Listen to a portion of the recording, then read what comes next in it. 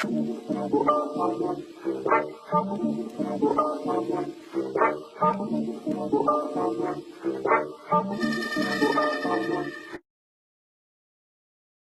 otherwise. Let me talk a little bit about Mr. Henley and the street gang here. As I said, Mr. Henley is a widely known leader within the Rollin 60s.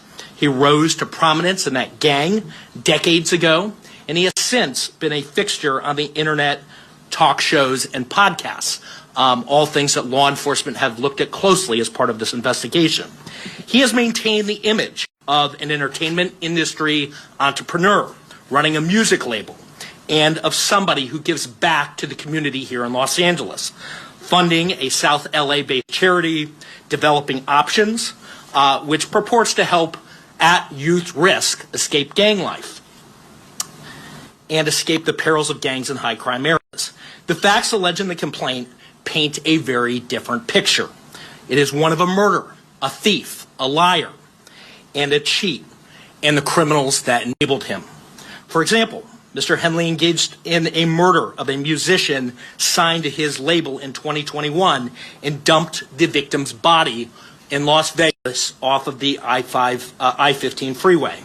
He then attempted to evade and obstruct the investigation into the murder, including ordering witnesses not to speak with law enforcement.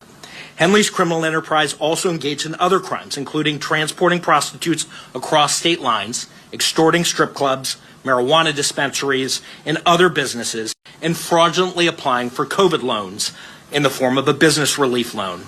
On that application, Mr. Henley falsely stated that his music label, Unique Music, operated at a $200,000 profit in 2019 and was entitled to government assistance, despite the reality that the company had operated at a loss and was ineligible for such relief.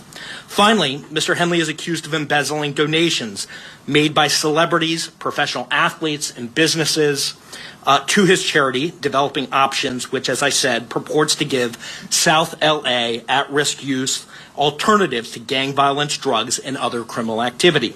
Henley used this charity as a front. He used it to conceal his fraudulent activities, his criminal enterprises activities, and evade detection from law enforcement. If convicted on the racketeering conspiracy, he and his co-conspirators face approximately a 20-year federal prison sentence. I want to thank our federal law enforcement partners, our state law enforcement partners who brought about the result here today. The Los Angeles Metropolitan Gang Task Force from the FBI. It's comprised of FBI agents, LAPD officers, IRS criminal investigation, the U.S. Department of Justice Inspector General's Office, Los Angeles Police Department, the North Las Vegas Police Department.